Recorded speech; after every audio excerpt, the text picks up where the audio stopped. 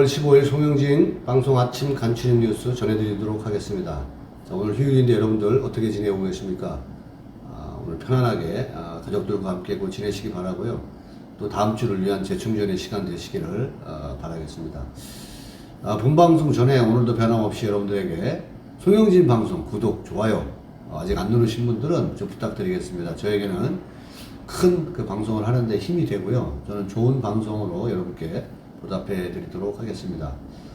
자, 오늘 첫 번째로 준비한 소식은 그 북한 코로나 소식입니다. 여러분들 뭐 들으신 분들도 있겠지만은 이 북한이 코로나 이 팬데믹 현상으로 매우 심각한 상태인 것 같습니다. 북한의 그 폐쇄적인 뭐 전 세계적으로 여러분들 가장 폐쇄적인 그러한 나라 아니겠습니까? 북한은 뭐 코로나 확진자 수가 한 명도 없다고 여태까지 지금 알려지고 있었는데 지금 그 북한 조선중앙통신이 그 14일 보도에 의하면 이렇게 보도하기 시작한 걸 보면 매우 위급한 상황인 건 사실인 것 같습니다. 자, 그 북한의 그 조선중앙통신 그 14일 보도에 의한 내용 좀 전해드리겠습니다. 이제 북한에서 13일 날 하루 동안에 전국적으로 17만 약 한 4천여 명의 확진자가 발생을 했는데요. 이제 이 중에서 21명이 사망했다는 소식을 긴급으로 지금 보내고 있습니다. 또 이제 이날 그 중앙통신 보도에 따르면은 이제 그 국가비상방역사령부는 김정은 국무위원장이 주재한 정치국 협의회에서 이 심각한 지경에 이른 이 코로나19에 대한 이 상황을 지금 보고를 했는 그 내용을 좀 더 들여다보면은 이제 김정은 그 국무위원장이 이날 그 회의석상에서 이번 사태를 북한 건국 이래에 이 대동란이라고 이런 표현까지 써가면서 이 지금 상황을 전하고 있습니다. 지난 그 4월 말부터 이 북한에 코로나가 발생을 시작을 해서 현재 5월 13일까지 발생한 전국적인 발열 환자 수는 52만 4천 명 정도 된다고 합니다. 북한의 인구 2,500만에서 52만 명, 꽤 많은 지금 확진자가 발생하고 있는 거죠. 그 누적 사망자 수는 약 한 27명. 그러니까 그 4월 말부터 5월 12일까지는 6명 정도가 사망을 했는데 13일하면 21명이 사망했다고 합니다. 그래서 전체 사망자 누계는 약 한 27명이 되는 거죠. 13일 기준으로. 그 중에서 이제 발열 환자가 24만 명 정도가 완쾌가 됐고, 나머지 28만 명 정도는 현재 치료를 받고 있는 상태라고 합니다. 여러분들 북한이, 이러한 지금 조선중앙통신 이야기를 우리가 전면적으로 다 믿을 수는 없지 않습니까? 워낙 제가 아까 말씀드린 대로, 북한 자체가 폐쇄적이다 보니까 이거보다 더 할 수 있다라는 여러 가지 그 관측들이 현재 나오고 있는 상태입니다. 이제 그럴 것이 이제 여러분들 이러한 북한에 이렇게 지금보다 더한 상황이 될 수밖에 없다라는 것은 또 CNN 보도를 보면 또 여러분가 알 수가 있습니다. 자, CNN 보도에 따르면은 북한은 현재 백신이 제로인 상태예요. 그러니까 백신 주사를 맞지 않은 접종을 하지 않은 사람을 얘기하는 거겠죠. 이게 제로 상태란 말이에요. 이게 뭐 재앙이 올 수밖에 없는 거죠. 이제 북한 당국이 어쨌든 간에 이게 지금 총력 대응에 나섰지만은 그것은 이제 구호에 지나지 않는다는 게 뭐냐면 북한의 의료 시스템이라든가 이런 것들이 한국처럼 되어 있는 게 아니에요. 굉장히 이제 이런 인프라라든가 국가 의료 시스템이 워낙 열악한 탓에 이 사태가 이제 재앙으로 이어질 수 있다. 이러한 우려의 목소리들이 나오고 있는 겁니다. 실제적으로 제가 봐도 그렇게밖에 될 수가 없는 것 같아요. 이게 북한이 이제 무엇보다 백신 접종을 거의 못한 북한의 제로 백신이 가장 큰 문제이고 이러한 상황들이 대재앙을 초래할 수 있다라는 거죠. 북한의 이러한 황폐한 이런 보건 인프라는 이게 사실 감염병이잖아요. 감염병이 역병이나 마찬가지인데 이러한 감염병이 높은 이러한 질병이 이 수많은 환자를 치료하는 임무 수행을 불가능하게 할 거라는 거죠. 그건 왜냐하면 인프라라든가 국가 의료 시스템이 되어 있지 않기 때문인 거죠. 그러니까 이게 대재앙으로 갈 수 있다. 이렇게 CNN에서도 예측을 하는 거죠. 또 우리가 뭐 비전문가인 우리가 봐도 이거는 북한이 굉장히 위험에 처리할 수 있다. 이렇게 느껴지는 거 아니겠습니까? 그래서 이제 이런 북한의 이러한 위급한 상황에 대해서 윤석열 대통령은 북한 주민에게 코로나19 백신을 비롯한 의약품을 지원할 방침이라고 이제 강인선 대변인이 13일 임시 국무회의에서 첫 브리핑을 통해서 이제 밝혔습니다. 이제 구체적인 방안에 대한 이러한 부분들은 북한 측과 협의해 나갈 예정이라고 이렇게 지금 보도에 의해서 전해지고 있는데, 그 윤석열 정부가 이제 그 전에 이런 보도가 나오기 전에 이제 북한이 만약에 그러한 것들이 사실이라면 이런 코로나19 발생의 이러한 상황에 대해서 인도적 차원에서 지원 가능성을 이제 열어둔 것에 이제 연장선상의 어떤 브리핑이라고 할 수가 있겠는데요. 이제 여러분 또 우리가 이제 전날 북한의 미사일 발사 이러한 도발 상황에서도 대북 인도 차원에서 이제 방침을 밝힌 것으로 아는데, 자, 여러분들 그 북측의 호응 여부 이런 부분들이 이제 반응이 주목되고 있는 것도 사실인데, 이렇게 되면 북한이 받으면은 이런 물품들을 지원해서 받으면은 이게 이제 최상의 상황이겠죠. 근데 이제 여러분 아시겠지만 북한은 이제 국내적인 정치 이유로 그것을 꺼낼 것은 뭐 명약 가능한 일 아니겠습니까? 뭐 100%안 받을 것 같아요. 모르겠습니다만은 뭐 또 정치라는 건 그런 것이 아니기 때문에 아무튼 북한이 받으면 최상이겠지만은 이제 대신 이제 안 받는 경우에는 이제 국제사회를 통하거나 중국 등을 통해서 방역 물품을 전달하는 방법도 현재 정부에서 강구하고 있다고 합니다. 자, 그러나 그저나 저러나 아무튼 지금 우리 이재갑 전문가에 의하면은 이제 북한이 코로나 사망자가 10만 명이 될 수도 있다. 이런 상황이면 우리도 이제 여러분들 접종을 1, 2, 3, 4차까지 맞아도 사망자 수가 2만여 명이 넘어가지 않았습니까? 이제 근데 북한은 백신 접종도 제로 상태다. 이게 예방에만 방점을 두고 있으니까 이제 그럴 개연성이 저는 충분하다고 봅니다. 북한의 이러한 팬데믹, 북한 주민들, 여러분들 어떻게 생각하십니까? 이 심각한 상황을 여러분들한테 첫 번째 소식으로 준비했고요. 자, 두 번째 소식 전해드리겠습니다. 이제 윤석열 정부가 취임을 한 지가 이제 4일 이상 지나고 있는데요. 이번 첫 주말은 윤 대통령과 이제 김 여사가 이제 뭐 신발 쇼핑 하고 또 서울 종로구 전통시장인 광장시장을 찾았다는 소식입니다. 이날 두 부부가 시장을 돌면서 빈대떡도 뭐 사고 떡볶이도 사고 순대도 사고 만두 등을 샀다고 합니다. 이제 그 이후에는 이제 뭐 한옥마을로 이동을 해서 1시간 정도 이제 도보 산책을 하면서 이제 대국민 접촉을 했겠죠. 많은 국민들과 만나겠다, 국민과 소통하겠다, 그러한 일환 같습니다. 그래서 어쨌든 간에 오전에는 서초동 자택에서 식사를 하고 나와서 신발 쇼핑, 전통시장 장보기, 한옥마을 산책 이렇게 비공식 일정을 소화했다고 합니다. 제가 이제 이것을 그렇게 중요하지 않은 내용을 제가 여러분께 알려드리는 것은, 사실 이 김건희 여사의 어떤 일거수일투족에 대한 부분들은 많은 국민들한테 지금 관심을 갖고 있잖아요. 이제 어느 분들은 굉장히 또 외모로 그런 부분을 우리가 이제 평가할 필요는 없겠지만은 예쁘다, 아니다, 뜯어 고쳤다, 또 좌파들은 다 뜯어 고친 거다, 김정숙이 더 낫다, 또 이렇게 얘기하고 있는데 그건 아닌 것 같지. 김정숙이가 나은 건 아니죠.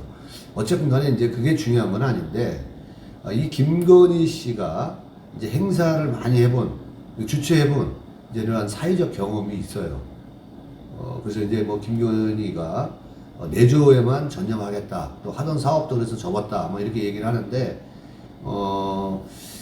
이러한 어떤 일정들 이렇게 소화하는 이 패턴의 방법들은 김건희 씨가 내조를 하고 있지 않나, 저는 이런 생각을 합니다. 또 뿐만 아니고 여러분들 신라 호텔의 그 영빈관에서 만찬에 하는 모습을 봤잖아요. 근데 그 윤석열은 술을 굉장히 좋아한다고 하지 않습니까? 뭐 정말 밤새도록 마시는 말술이라고 우리가 흔히 얘기하는데, 그 얼마나 술이 먹고 싶었겠어요.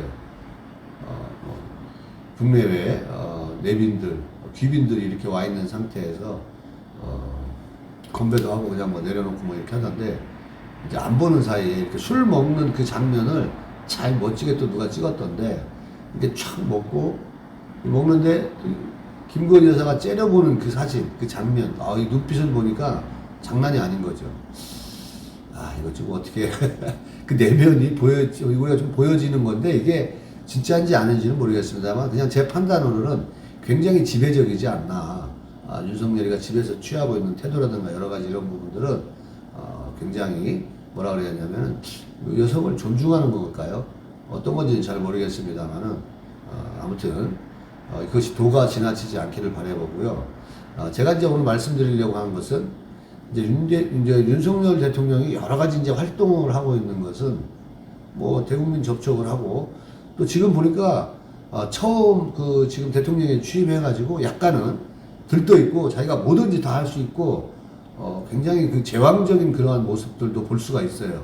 굉장히 의욕적인 그러한 모습들을 보이고 있는데, 중요한 것은 이런 그 시츄에이션만이 아니라 진짜 필요한 것은 이제 대국민 어떤 그 희망과 꿈을 가질 수 있는 이런 메시지라든가 또 위기 관리 능력이라든가 이런 아젠다는 아직 보이지가 않고 있다라는 게 좀 문제의 심각성이 있다. 그래서 우리가 엄중하게 좀 지켜볼 필요가 있다, 이런 생각을 가져봅니다. 실제적으로 이것이 그 형식적인 거에 지나지 않고 정말 대한민국이 한층 더 업그레이드 될 수 있는 그러한, 지금 뭐 좌파 독재 5년 동안의 모든 대한민국의 이런 무너진 이러한 것들이 커다란 아젠다 속에서 정치와 어떤 이런 철학들이 좀 있어가지고 대한민국 호가 저는 잘 순항을 했으면 좋겠다는 그러한 생각을 하고 있습니다. 자, 여러분들 세 번째 소식 전해드리겠습니다. 이 정말 전하기 싫은 소식인데요. 이재명 소식입니다. 아직도 우리가 이재명을 봐야 되고 제가 이렇게 보도를 해야 하는 것에 안타까운 마음을 금할 길이 없고요. 그 이재명이가 또 대선 때 써먹었던 그 대선 과정에서 대선 과정에서 토론회에 나와서 지금 돈에 먹은 집단이, 대장동에 돈에 먹은 집단이 누구냐, 이런 적반하장, 정말 적반하장, 뻔뻔한 그러한 모습들을 우리가 보지 않았습니까? 이러한 거의 미친 소리에, 정신병자 같은 소리를 하고 있는 이러한 그런 소식을 좀 전해드릴 건데요. 여러분들, 이 사람들이 지금 민주당이 굉장한 지금 뭐 성추문, 성비위 문제로 굉장한 위기에 지금 부닥쳐 있는 이러한 상황에서 이제 강성 지지층들을 결집하려고 이재명이 이제 그 선거사무소 개소식 때에 이러한 이야기들을 합니다. 뭐 죽느냐 사느냐, 이러한 각오로 지방선거에 지금 승리를 다짐한 그런 민주당입니다.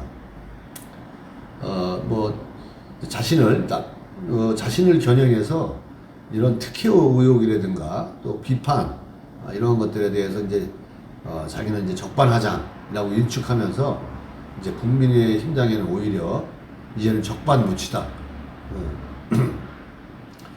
윤석열이한테는 대선 과정의 토론회에서 대장동 주인이 누구냐 그러고, 이제는 또 이제 자기가 재보궐선거에 나오니까 국민의힘당에 뭐 적반무치당 뭐 이렇게 얘기를 하고 있습니다. 참 발들도 잘 만들어내는 것 같아요. 아무튼 우리가 뭐 국민의힘당을 차지하고라도 저는 이재명의 그러한 괴물적인 인성을 우리가 가지고 있는 사람이 대한민국 재보선에 나와서 국회 뒤로 좀 숨으려고 하는 안전지대에 개항을 해와서 이러한 이렇게 그 재보궐선거를 치르는 모습이 정말 역겹습니다. 솔직히 말해서 뭐 계양구에서 이제 개소식 때 뭐 여러 명이 이러한 그 내용들을 전했는데, 그 소식 그러한 내용들을 제가 좀 소개를 해드리겠습니다. 이날 이재명이가 아까 앞서 말씀드린 진짜 도둑이 누구냐, 대장동에서 돈을 해먹은 집단이 누구냐, 도둑이 몽둥이를 들고 설치는 것은 적반하장이라고 그러는데요. 자, 여러분, 이 정도면은 정말 이재명은 도대체 어떤 사람일까요? 자, 이제 더 과간은 누구냐면, 난 윤호중이가 온 것 같아요. 윤호중이가 와서, 뭐, 비상대책, 위원장, 뭐, 공동위원장이니까 이제 왔겠죠. 이제 인천 계양구에서 열린 이재명 인천 계양을 국회의원 보궐선거 후보 개소식에 참석을 해서, 이제 그가 축사에서 뭐라 그러냐면, 이 후보가 계양에 출마하니까 여당과 정권 주변에서 방탄 운운하면서 난리가 났다. 이렇게 운을 뗀 뒤에 이제 온갖 수를 다 내서 이재명을 죽여보려고 하지만 이게 어렵게 되자 심통을 부리는 얘기가 너무 많다는 생각이 들었다. 이제 이런 자기의 어떤 축사 내용이 나온 축사 내용입니다, 이게. 이제 이게 무슨 말이냐면 이번 대선에서 패한 이 후보와 그러니까 야권이죠, 지금 이제 민주당이 야권을 대상으로 여권이 사정 당국을 조성할 수 있다는 이제 굉장히 우려스러운 뜻에서 이제 이런 말을 했겠죠. 그러면서 이제 정말 여기서 이제 싸가지 없는 발언을 윤여정이가 합니다. 박정희 전 대통령이 김대중 전 대통령을 죽이려 했다. 또 이명박 전 대통령이 노무현 전 대통령을 죽이려 했던 것처럼 윤석열이도 이재명을 죽이려고 한다. 우리 절대 안 된다. 이재명 죽이기를 막으려면 이 선거에서 민주당의 힘을 실어줘야 된다. 뭐 이런 식의 얘기, 이런 뜻의 얘기를 윤호중이가 한 겁니다. 자, 우리가 이재명이 죽는 게 이재명의 어떤 범죄자, 그런 의혹이 있는 사람을 국민이 왜 봐줘야 됩니까? 이재명이 죽으면은 더불어민주당이 죽는 겁니까? 저는 그렇게 생각 안 합니다. 자, 저는 언제 이재명이 죽느냐를 보고 있고, 이재명이 죽으면 저는 이낙연이가 당연히 등장할 거라고 생각해요. 그 시점이 언제냐면 길어지면 안 됩니다. 이번 지방선거를 통해서 이재명이는 집으로 보내야 된다는 거죠. 그리고 집으로 보내서 국민의 심판이 아니라 지금 여러 가지 범죄 의혹이 있는 이러한 사실들에 대해서 심판을 받아야죠. 근데 중요한 것은 이 지금 민주당이 지금 이재명에 목매고 있는 이러한 모습들이 지금 여러분 보이지 않습니까? 이런 모습들이 역력히 보이고 있습니다, 지금. 근데 저는 이러다가 결국은 이재명과 더불어민주당이 망할 것 같은 느낌이 들어요. 그죠? 이재명의 이런 여러 가지 이제 3대 의혹도 마찬가지고 여러 가지 의혹 중에서 이런 것들이 밝혀지고 그러면 뭐 이재명이가 총괄 선대 본부장이고 이게 풍지박산 날 이 얼마 남지 않았고 지금 풍지박산 나고 있지 않습니까? 여러 가지 성비위 문제들, 성희롱 문제, 성추행 문제, 또 2차 가해 문제, 성추행을 해놓고 그런 그런 보좌관들을 자기가 데리고 있던 보좌관들을 성추행까지 하고 이게 그것도 모자라서 또 2차적인 가해를 하고 이 직원을 자르기 위해서 그 직원이 직접 사인하지도 않은 사직서를 제출하고 이제 그것도 안 되니까 이 사람이 항의하니까 이제 직권 면제를 하려고 하는 이 사람들의 성인 뉴스 그러한 감수성의 문제가 아니라 이 민주당의 사람들은 원래가 그런 사람들이에요. 갑자기 이 사람들이 뭐 충동적인 어떤 그런 거에 욕구에 의해서 그렇게 저지른 게 아니라 이런 것들이 그동안 쭉 내재되어 있다가 이제 본물처럼 터진 거죠. 이거보다 더한 소식들이 계속 들어오고 있지 않습니까? 그러니까 이러나 저러나 이러한 민주당은 없어져야 되고 계양을에 숨으려고 하는 것을 우리 인천 시민들이 딱 끊어버리고 막아버려야 됩니다. 하여튼 저는 뭐 그렇게 생각을 합니다. 이재명이가 이 정도면 저는 거의 병이라고 봅니다. 자신이 지금 처한 처지나 또 민주당의 입장을 보고도 어떤 국민들에게 저렇게 설득을 하는 것인지 국민들이 왜 이재명을 살려야 줘야 되는 건지 전혀 이재명은 변한 것도 없고 또 변할 수도 없는 그러한 집단이라는 것을 다시 한번 느낍니다. 자, 여러분 또 네 번째 소식 전해드리겠습니다. 이거 지금 한겨레와 조선일보의 언론 보도 행태인데요. 한겨레나 오마이는 지금 여러 가지 뭐 지속적으로 뭐 윤석열 정부를 깎아내리려 하고 있고 모든 게 이제 비판적이고 비난적이고 그런 것 같아요. 또 이제 조선일보 같은 경우에는 거의 윤석열 정부를 막 흡입할 정도로 완전히 빨대 딱 꽂고 쭉쭉 빨아들이고 있는 그런 칭송 기사들로 거의 이루어져 있는 것 같아요. 지금 대한민국에서 윤석열 정부를 뭐 대선 경선 과정에서부터 그렇지만은 가장 많이 이제 푸시를 많이 한 게 조선일보 같아요. 또 이제 그 이재명 당선을 위해서 또 굉장히 뭐 김어준이라든가 이러한 강성 스피커들이 여론을 형성해 가지 않았습니까? 그 중에 이제 오마이라든가 또 이제 한겨레 또 MBC 뭐 이러한 그런 것 KBS도 마찬가지죠. 이제 이렇게 했는데 언론의 보도 형태들을 우리가 이제 눈여겨볼 필요가 있다라는 것을 제가 이제 말씀을 드리고 이렇게 조선일보가 목매는 이후에는 여러 가지가 부분이 있을 거예요. 제가 말씀드리려고 하는 것은 이러한 것들을 우리가 잘 지켜보자라는 거죠. 엄중하게. 그래서 제가 이제 뭐 내용을 여러분께 말씀을 드린 거고요. 다음에 이제 저는 이 강용석하고 다음 소식인데요. 강용석이하고 그다음에 김은혜, 그다음에 김동연 경기도 그 도지사 선거 문제를 제가 얘기를 하는데 저는 김은혜나 강용석이가 저는 합쳐져야 된다라고 봅니다. 강용석이 지지율이요. 좌파들이 강용석을 지지하지는 않을 거예요. 강용석을 지지하는 사람들은 누구냐면 문재인 정부에 실망한 사람들. 그게 지금 5에서 10% 정도 되는 거예요. 경기도 도민 중에서. 이 지지율은요, 안철수가 그 경선 과정에서 거쳤던, 물론 이제 단일화를 했습니다만은 그 정도 5에서 10% 정도 나왔던 게 경기도예요. 대단한 거거든요.